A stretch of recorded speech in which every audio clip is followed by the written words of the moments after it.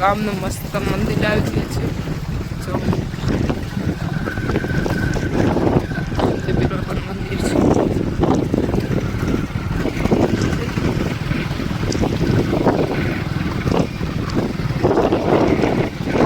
છે મહુવામાં એન્ટર થઈ ગયા છે અને ટ્રાફિક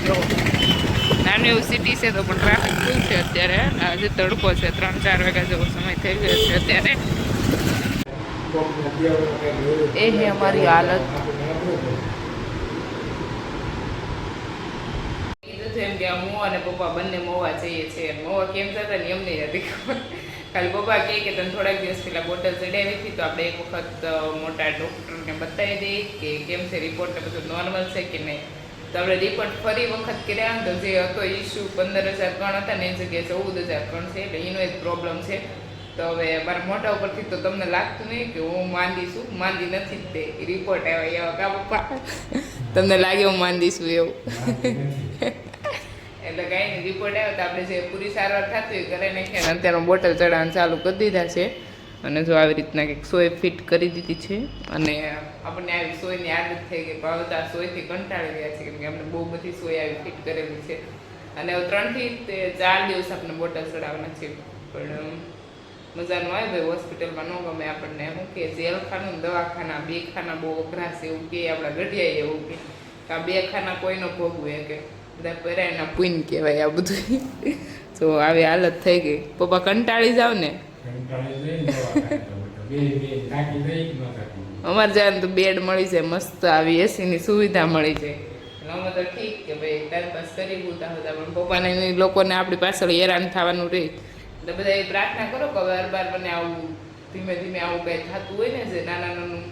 તાવ ને બાવ ને એ બધું બંધ થઈ જાય ને તો આપણે મમ્મી પપ્પા આપણા લીધે થોડાક બિચારા હેરાન ન થાય મારા લીધે થોડીક વધારે પપ્પાએ સેવા મમ્મી પપ્પાએ કરેલી છે એટલે હવે મને એમ થાય કે મને કંઈ થવું ન પડે એ બધા પ્રાર્થના કરો દ્વારકાધીશ નહીં કે જે આપણે હેલ્ધી મસ્ત થઈ જાય ફટાફટ ફાઇનલી ગાઈસ આપણને અત્યારમાં 2 બોટલ ચડી ગયા છે અને હવે આપણે નીકળી જવાનું છે ઘરે કેમ કે આપણે અહીંયાથી નજીક જ થાય છે 9 કિલોમીટર આપણું ઘર દૂર છે તો આપણે જતા રહીએ કેમ કે આ ખાટલા ઉપર શું કે દવાખાનું ખાટલું ગયા તો આપણા કે આપણું માઇન્ડ એવો સેટ થઈ જાય એના કરતાં આપણે નજીક જ છે તો નીકળી જાય ઘરે અને કાલે સવારે આવશું પાછા બોટલ ચડાવવાના છે એટલે 2 થી 3 દિવસ માટે ચડાવવાના છે બોટલ તો આવવું પડશે બસ આવું તો ચાલે છે ને ફાઇનલી હવે નીકળી જાય ઘર બાજુ એટલે તો અત્યારમાં આપણે નીકળી ગયા છે ઘર બાજુ અને કંઈક નાઇટનો નજારો લાઇટિંગ પડે છે નીકળી જાય ઘર બાજુ ધીમે ધીમે કરતાં કરતાં અત્યારમાં કેટલા 7:30 જેવું સમય થઈ ગયો છે ગાડી આખી આજે છે હનુમાન જયંતિ અને મોરારી બાપુનું જ્યાં ચિત્રકૂટ ધામ છે ત્યાંની બધી ટ્રાફિક અત્યારથી ફૂલ થઈ ગઈ છે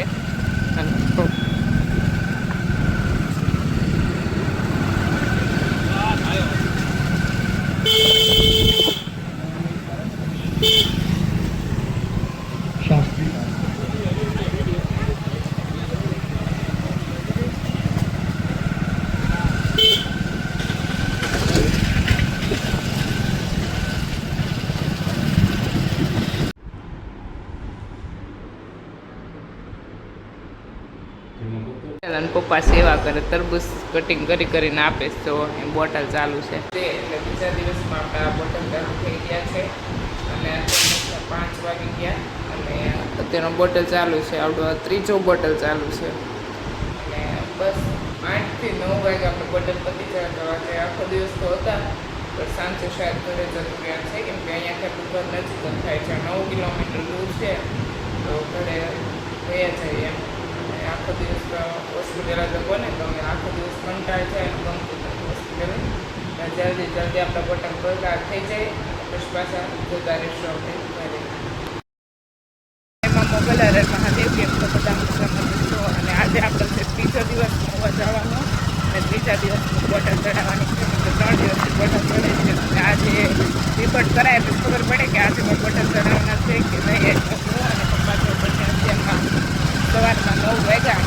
અને નીકળી ગયા છીએ મહુવા જવા માટે જેમ બાકી આ ભાઈનું ટેલેન્ટ મલ્ટી ટેલેન્ટ 4 કેન ચડાવેલા 2 બાજુ 4 કેન અને 1 કેન નાખ્યો એને ખંભે જો દુકાનમાં એન્ટર થઈ ગયા છે અને આજે તો 9 વાગ્યા એટલે ધીમે ધીમે બધી દુકાનો ખુલવા મળી છે. તો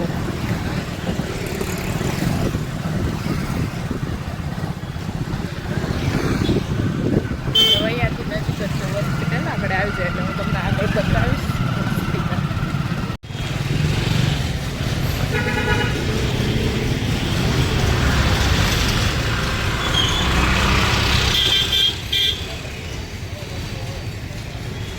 ફાઇનલી અત્યારે પહોંચી ગયા છે હોસ્પિટલે અને હાલો પપ્પા હાલો હમણાં.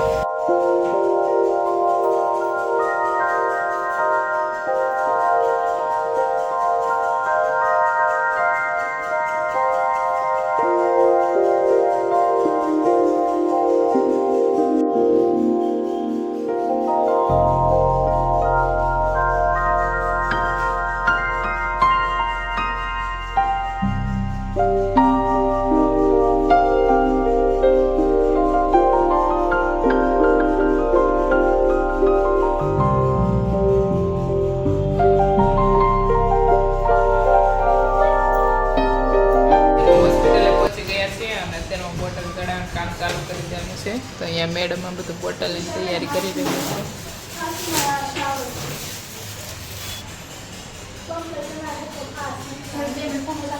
હોય છે.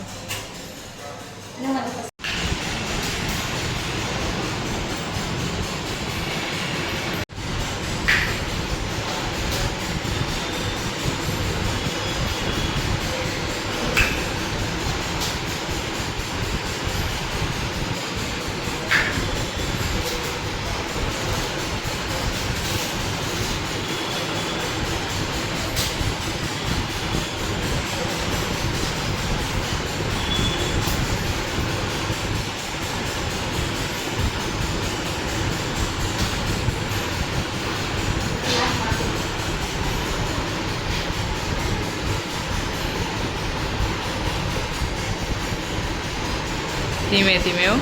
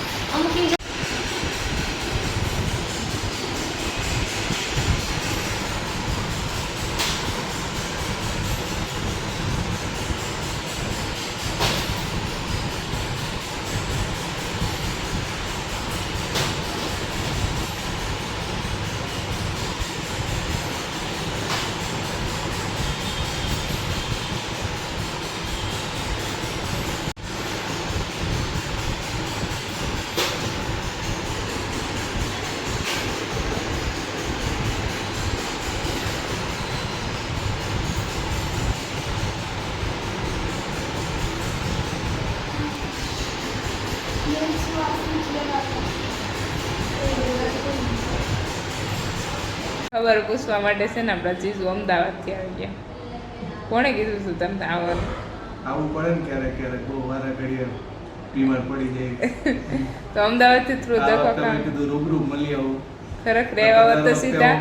દર વખતે મેં કીધું ખરે નતા આવું મારે. એટલે જીજુ અત્યારમાં આવી જાય. જો બોટલ સડવાનું બંધ થઈ ગયો આપણે સોય બદલાવી નથી પણ એવું લાગે બદલાવી પડશે. તો બદલાવા દેવાની જ નથી, ડન જ છે. બોટલ નથી સડતો, સડતા બંધ થઈ ગયા બોટલ, બસ બ્લોક થઈ ગઈ બોટલ. બધા ચડી ગયા છે.